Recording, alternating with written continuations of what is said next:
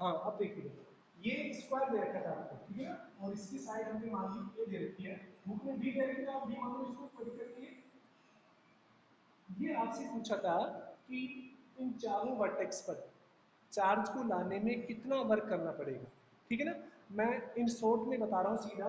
पहले तो आप ये निकाल लीजिए कि ये ए बी ए सी ये तो सारी बराबर है, अब ये डायगोनल निकालने कितना आएगा, देखिएगा जो ए सी है वो हो जाएगा ए बी का स्क्वायर प्लस बी सी का स्क्वायर, ठीक है, या ए सी बराबर कितना हो जाएगा जी स्क्वायर प्लस जी स्क्वायर, यानी ये हो जाएगा आपके पास रूट 2d आ जाएगा। कोई दिक्कत यहाँ पे, थोड़ा सा इधर देता हूँ मैं।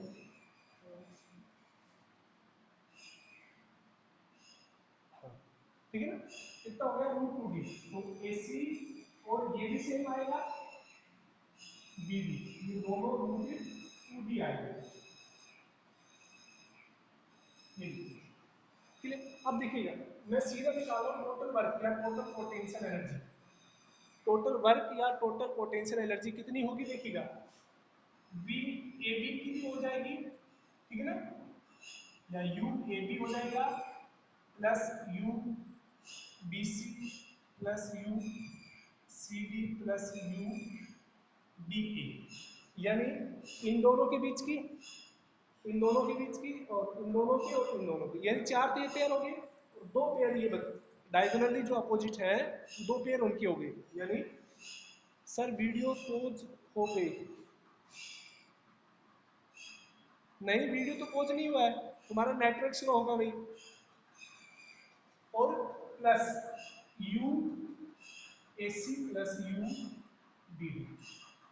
अब देखिएगा, यानी ये टोटल यू जब निकालेंगे ए बी कितना हो जाएगा के, इन दोनों के बीच के निकाल लेते हैं, ठीक है ना, K Q minus Q upon B plus इन सभी को देखेंगे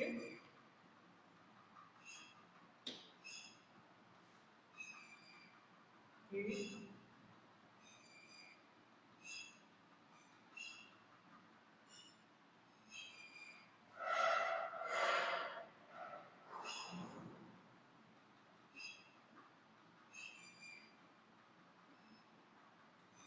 ये तो चारों का ऐड कर दिया हमने, इन चारों का पेयर का, और प्लस इन दोनों के बीच का हो गया,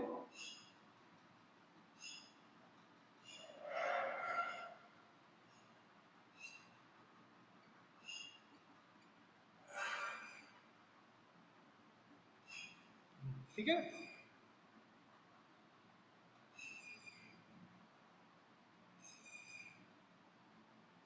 यानी इन चारों को तो सेम है, ये चारों सेम है, मैं सीधा लिख देता हूं माइनस फोर के क्यू स्क्वायर अपॉन डी।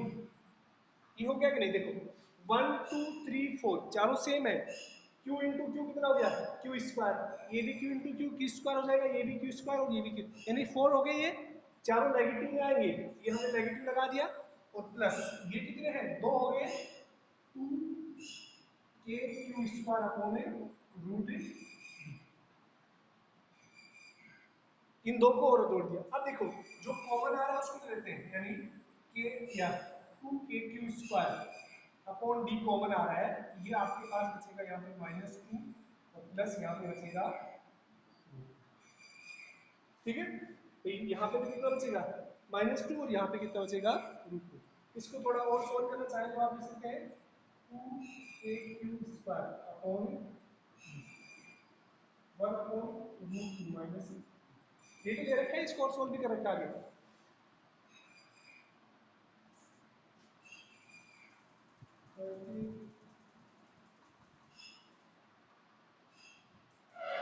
अब तो ये देखो इसको एक बार मैं बताता हूँ, ये भी सही है आपका आंसर, ये किस किस का बच्चेगा यहाँ पे समझ में आए। देखो इसको बुक में कैसे कर रखा है मैं उसको भी बताता हूँ, यहाँ पर यहाँ से आपने सीधा बुक में जो आपका आंसर आप गलत बता रहे हैं ये बिल्कुल सही है एकदम से, ठीक है ना, ये बिल्कुल सही है, आपका मार्क्स कंप्लीट मिलेंगे इसमें। मैथमेटिक्स देखो यहाँ पे क्या किया है, मैं यहाँ पे करता हूँ के क्यू स्क्वायर अपॉन डी को कॉमन ले लिया, यहाँ कितना बचेगा -4 और +2 अपॉन √2 बचा है, यही बचा है ना, तो इसको आप कैंसिल कर सकते हैं, यानी कि कितना आ जाएगा ए क्यू स्क्वायर अपॉन डी, और ये माइनस 4 प्लस रूट 2, ये भी तो एक ही बात है। अब ये इस तरह से लिखिए, कोई दिक्कत नहीं है, ठीक है ना। अब बताइए किस किस का सही समझ में आया क्या, एक बार स्क्रीन शॉट ले लीजिए इसका, कोई डाउट इसमें?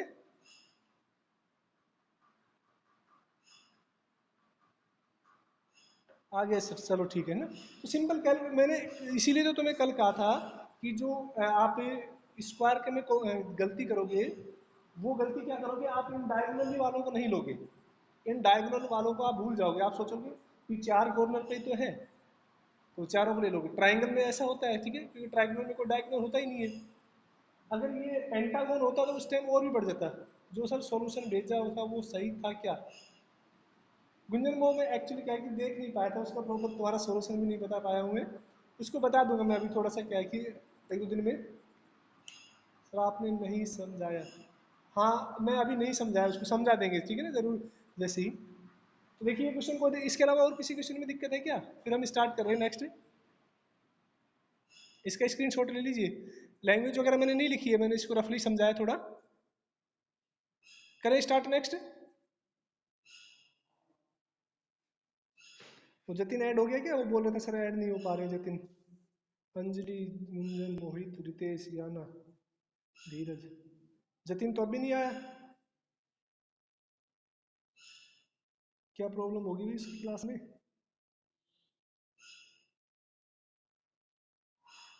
हम्म,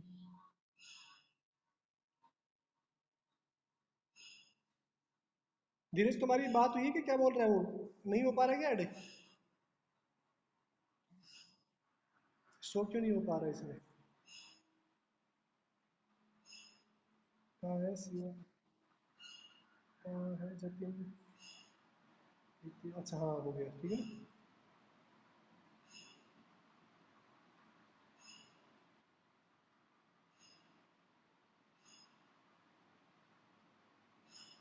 क्या हो रहा है ये आज? चलो ठीक है ना। तो ये था हमारा इसका न्यूमेरिकल। आज सुबह से ही प्रॉब्लम चल रही है क्लास में। पता नहीं 11th क्लास में बार बार बच्चे बोलते सर ऐड नहीं हो पा रहे हैं, ऐड नहीं हो पा रहे हैं, पता नहीं क्या दिक्कत आ रही थी आज की क्लास में।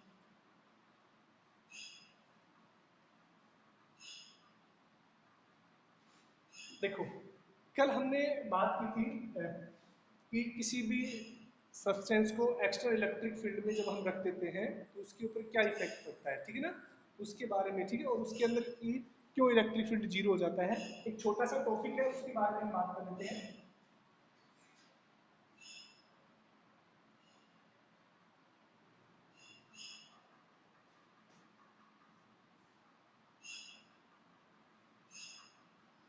इलेक्ट्रोस्टैटिक शील्डिंग, ठीक है ना, ये आपकी बुक के अंदर मिल जाएगा, एक टॉपिक है इलेक्ट्रोस्टैटिक शील्डिंग। का मतलब क्या होता है देखिएगा, हमने पढ़ा है कि किसी भी स्फीयर स्फीयर के इनसाइड में इलेक्ट्रिक फील्ड जीरो होता है, क्योंकि वहां पर क्या होता है, चार्ज है, वो भी क्या होता है, जीरो होता है, ठीक है ना। किसी भी स्फीयर के इनसाइड में इलेक्ट्रिक फील्ड क्या होता है, जीरो होता है, और वो क्या नाम, क्योंकि चार्ज क्या होता है, जीरो। तो देखो पोटेंशियल का ध्यान रखना, पोटेंशियल यानी V है वो जीरो नहीं होता है, वो सेम एज सरफेस होता है, सेम एज ए सरफेस। आपका सिलेबस वापस से अपडेट हुआ है, आज मैंने आपके ग्रुप में सेंड कर दिया है, वो देख लेना आपको टॉपिक कि कौन कौन से टॉपिक है, ठीक है ना। तो देखिएगा पोटेंशियल सरफेस पर क्या रहता है, और सेंटर पे हमेशा सेम रहता है, यानी उसका ग्राफ होता है, इस तरह से होता है पोटेंशियल का सरफेस तक का, ठीक है ना। उसके बाद इस तरह से आता है, ठीक है। अब देखिएगा, हम बात करें इलेक्ट्रोस्टैटिक शील्डिंग क्या होती है। जैसे कि कुछ इंस्ट्रूमेंट, कोई भी इलेक्ट्रिक इंस्ट्रूमेंट है, जैसे आपने देखा होगा कि जैसे कार है, और ये आपने सुना भी होगा कि जब लाइटिंग होती है, ठीक है ना, जैसे बिजली वगैरह होती है, उस केस में एक कार के अंदर ज़्यादा सेफ होता है किसकी रेस्पेक्ट में, तो अगर किसी बिल्डिंग या किसी भी ट्री वगैरह के आप अंदर है तो, ठीक है, यानी कार में ज्यादा कोई भी पर्सन है वो सेफ होता है, ठीक है। तो इलेक्ट्रो वो उसका रीजन क्या होता है, इलेक्ट्रोस्टैटिक शील्डिंग होता है। इलेक्ट्रोस्टैटिक शील्डिंग का मतलब क्या होता है कि जैसे कोई भी डिवाइस है, आप उसको किसी भी कंडक्टर से किसी भी कंडक्टर से आप उसको कवर कर देंगे, तो इस केस में उसके अंदर का इलेक्ट्रिक फील्ड कितना हो जाता है, जीरो हो जाता है, ठीक है ना। तो उसके ऊपर अगर आप हाई वोल्टेज भी प्रोवाइड कराएंगे तो वो इंस्ट्रूमेंट है वो प्रोटेक्ट रहता है, ठीक है। तो ये एक छोटा सा एप्लीकेशन होता है जिसका यूज क्या किया जाता है, इसमें किया जाता है, जो इलेक्ट्रिकल इंस्ट्रूमेंट है उनको प्रोटेक्ट करने के लिए किया जाता है, ठीक है। जैसे आपने देखा होगा कि जो टावर वगैरह होते हैं, टावर्स वगैरह पे आप देखना कि इस तरह से, या जो बड़ी बिल्डिंग्स होती है उस तरह से एक अलग से वायर निकला होता है ऊपर की ओर, ठीक है। और उस वायर को पूरा आप ग्राउंडेड कर देते हैं। वो वायर कहाँ पे आता है, ग्राउंडेड होके आता है। जैसे आपके घरों में जो थ्री पिन होती है, जो थ्री पिन प्लग होता है ना, जो थ्री पिन है ये वाला, इसका यूज क्या है, ये ग्राउंडिंग वायर कहलाता है, ठीक है ना। इससे जो वायर आएगा ग्रीन कलर का, उसको हम यूज करते हैं ग्राउंडिंग के केस में। यानी ये भी एक तरह से इलेक्ट्रोस्टैटिक शील्डिंग है, ठीक है। यानी जैसे कई बार हम देखते हैं कि जैसे कूलर वगैरह या फ्रिज वगैरह में करंट आता है, अगर इस वायर को आप ग्राउंडेड कर देते हैं, ऐसे जमीन में लगा देते हैं, तो उससे करंट है वो नहीं आ पाता है। तो ये जो फिनोमिना है, इसी को हम क्या बोलते हैं, इलेक्ट्रोस्टैटिक शील्डिंग, यानी किसी भी इलेक्ट्रिक डिवाइस को किसी कंडक्टर सरफेस से कवर करना, ठीक है, किसी भी कंडक्टर स्फेरिकल सरफेस से कवर करना, जिससे कि उस जिससे कि हाई वोल्टेज और हाई इलेक्ट्रिक फील्ड से उस इंस्ट्रूमेंट को प्रोटेक्ट किया जा सके, उस प्रोसेस को क्या बोलते हैं, हम इलेक्ट्रोस्टैटिक शील्डिंग बोलते हैं। क्लियर। तो एक बार कोई दिक्कत इसमें, ये तो सीधा थ्योरेटिकल है, इसको देख लेना। लेकिन ये ध्यान रखना, ये क्वेश्चन पूछा भी गया है, इलेक्ट्रोस्टैटिक शील्डिंग क्या होती है।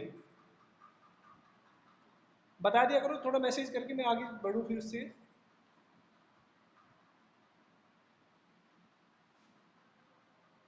चले, आएगा समझ में। हाँ ठीक है ना। तो ये इसमें कुछ डेरिवेशन फॉर्मूला वगैरह कुछ नहीं है इलेक्ट्रोस्टैटिक शील्डिंग वगैरह में, ठीक है ना। सीधा आपको तीन लाइन याद रखनी है, ठीक है, कि इलेक्ट्रोस्टैटिक शील्डिंग का मतलब कि कोई भी एक कंडक्टर जो लेयर है, उसको किसी भी इंस्ट्रूमेंट को किसी कंडक्टर लेयर से कवर कर देना, जिससे क्या होता है कि वो प्रोटेक्ट हो जाता है। इसका मेन कोज क्या है, क्योंकि हम जानते हैं कि किसी भी कंडक्टर के इनसाइड में इलेक्ट्रिक फील्ड है वो कितना होता है, जीरो होता है। इसका जो मेन प्रिंसिपल है ये है। सर यहाँ कनेक्ट ही नहीं हो पा रही, अब पता नहीं याना की क्या प्रॉब्लम है। अब आज की क्लास पता नहीं दिक्कत हो रही है आज की क्लास में, उसको रिकॉर्डिंग भेज देंगे, वो बोल देना कि रिकॉर्डिंग देख लेंगे, ठीक है। अब देखिए नेक्स्ट टॉपिक देखते हो, काफी इंपॉर्टेंट है ये, डाइलेक्ट्रिक, ठीक है ना। काफी इंपॉर्टेंट है, और डाइलेक्ट्रिक के बारे में हम बात करते हैं, ठीक है। तो डाइलेक्ट्रिक क्या होते हैं, these are a type of substance in which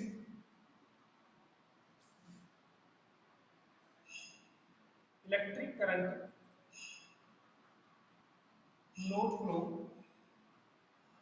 but electric field and force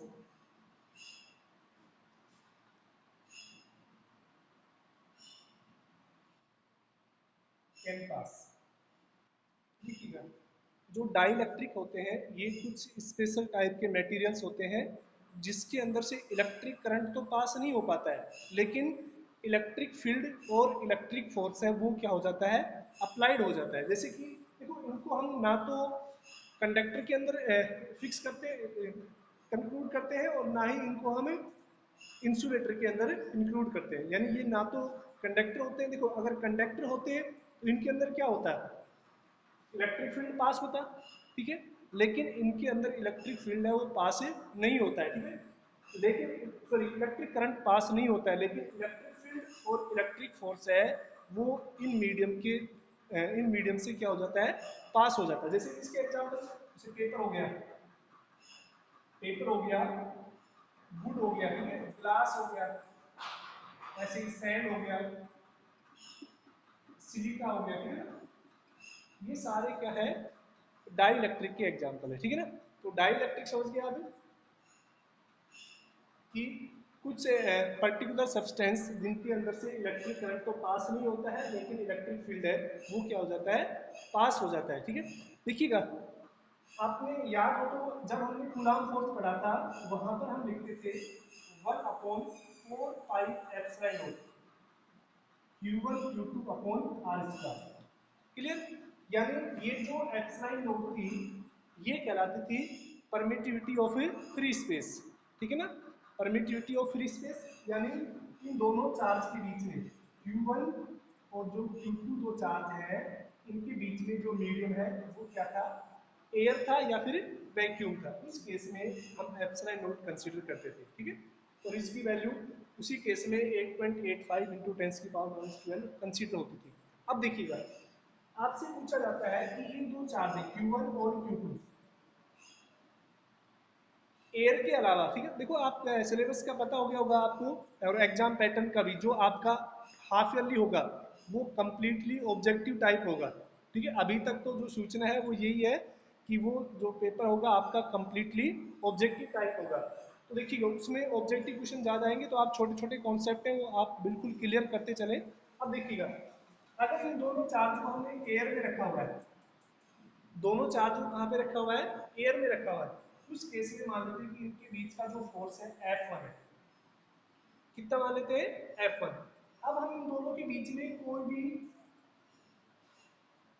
medium रख देते हैं, यानी हमने मान लिया इनके बीच में एक पेपर सीट रख दिया या ग्लास स्लैब रख दिया या कोई भी एक दूसरा मीडियम है, इन दोनों के बीच में इंसर्ट करा दिया हमने। तो इस केस में अब आपको बताना है कि जो फोर्स मान लेते हैं, इस केस में जो फोर्स है वो F2 हो जाता है। कब, जब हमने कोई भी इनके अंदर डाइलेक्ट्रिक स्लैब इंसर्ट करा दिया।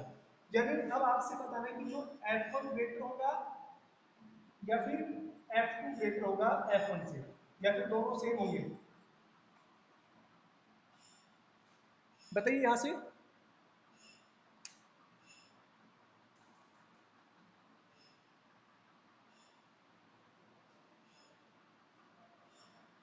मैसेज ही करेंगे, ठीक है ना।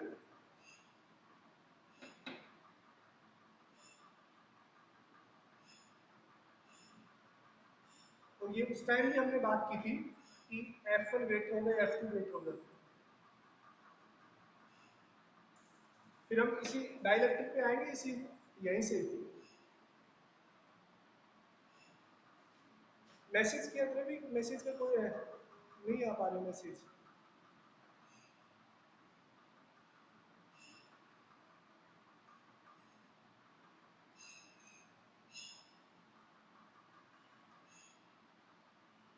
अरे देखिएगा, अगर दोनों चार्ज के बीच में जब कोई भी मीडियम नहीं होता है, दोनों चार्ज के बीच में जब कोई मीडियम नहीं होता है, यानी वैक्यूम या एयर है, उस केस में जो फोर्स है वो मैक्सिमम होता है।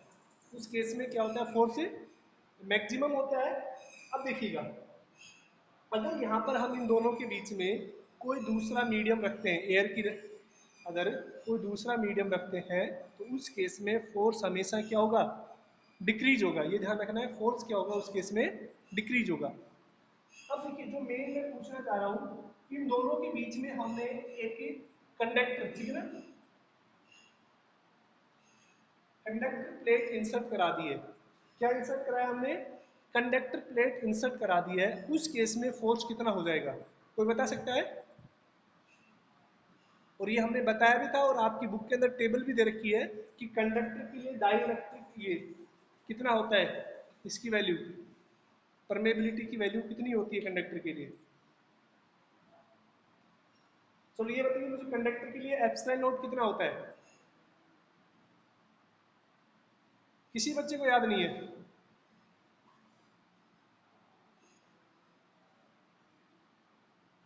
बोलिए।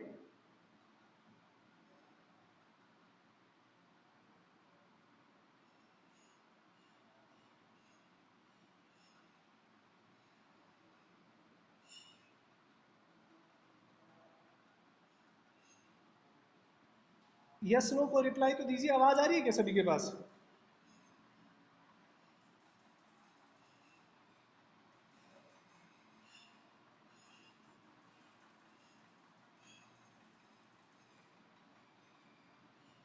सुन पा रहे हैं क्या कोई भी बच्चा?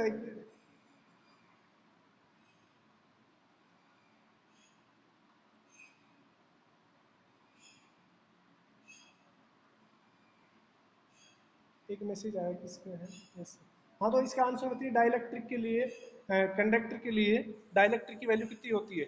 जो कंडक्टर अगर हम इंसर्ट कराते हैं, पहले तुम यही बता दीजिए कि ये जो कंडक्टर होता है उसके लिए एप्सिलॉन नोट की वैल्यू कितनी होती है?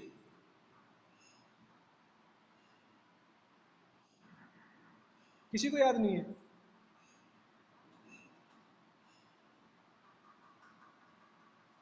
नहीं, क्या पढ़ रहे हो तुम पीछे का? अगर कुछ ऐसे क्या फायदा फिर? नहीं, धीरज बोल रहे हैं वन।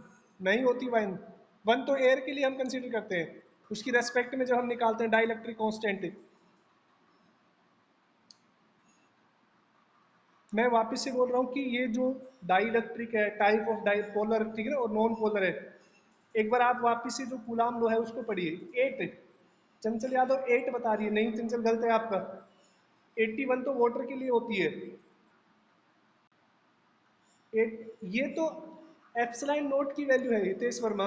ये तो इस एप्सिलॉन नोट की वैल्यू है, ठीक है ना। मैं पूछ रहा हूँ कि ये एप्सिलॉन नोट की वैल्यू कब है? जब फ्री स्पेस में हम रखते हैं, वैक्यूम में रखते हैं, उस केस में एप्सिलॉन नोट की वैल्यू 8.85 है।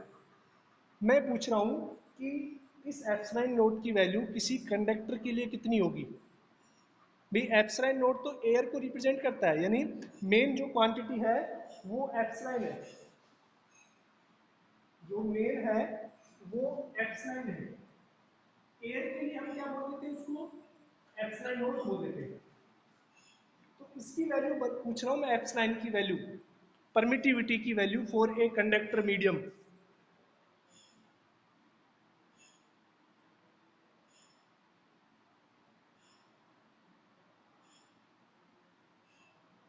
ठीक। जतिन, नहीं पढ़ा तुमने? चंचल ने हाँ आप सही बताया है, इन्फिनिटी।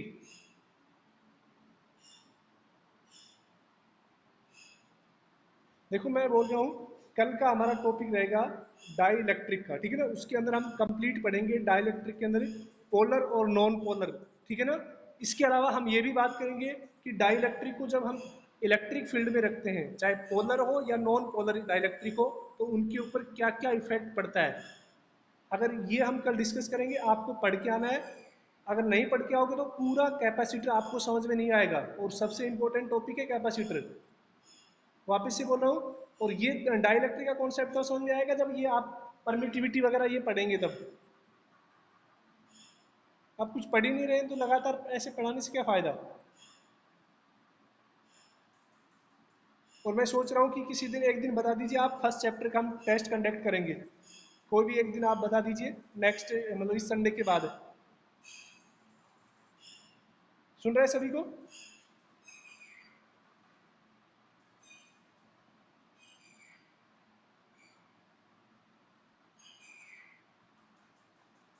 तुम्हें बताओ, परमिटिविटी नहीं पता है मीडियम की? सर मंडे को ले लो, ठीक है ना। हम मंडे को हो जाएगा, लेकिन मैं ये कह रहा हूँ आप डेली साथ साथ पीछे का जो पढ़ा है उसको भी पढ़िए। अगर किसी में प्रॉब्लम है तो आप वीडियो देखिए, सारे लिंक हैं वीडियो के,